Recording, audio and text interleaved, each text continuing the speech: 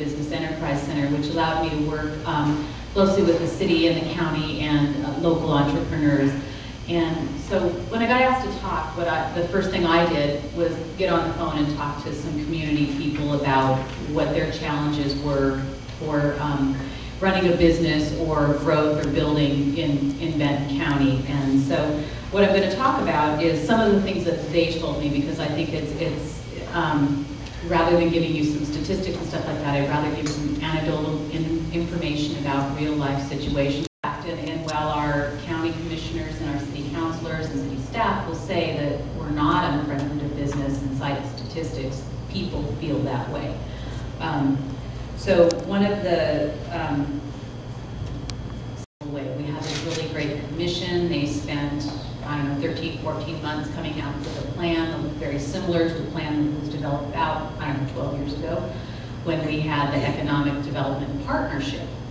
And then now they're discussing how to implement that, and the net result is going to be staff people that the city and the county employ jointly. And they're not funding things like the Business Enterprise Center, and obviously I'm biased, I'm on their board, which stimulates startup businesses and growing new companies. This community, and we don't have a thriving downtown, that's going to hurt us.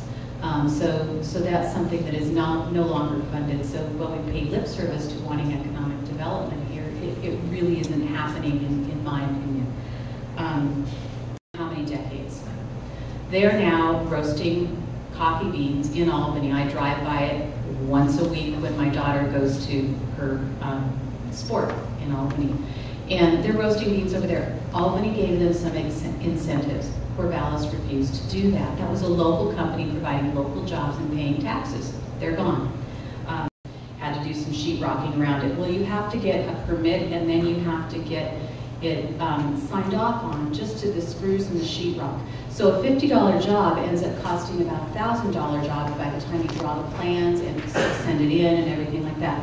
Now, when it's really busy, the city kind of looks past that stuff. When there's not a lot of building going on, those things and those funds are in place. And so that position will take on the responsibilities that are deemed important, that used to be handled by all of those small nonprofits. I think as far as a bang for your buck, where money is concerned, a nonprofit can do things much cheaper than can a bureaucracy or part of the government entity. I was talking to someone actually this afternoon who was saying that their organization may close because they're not getting city funding, and there's some other issues that go along with it, but they support the local economy. Currently what's happening for the last, I would say, year and a half, the Business Enterprise Center has been had a contract with the city of Corvallis for $4,000 a month.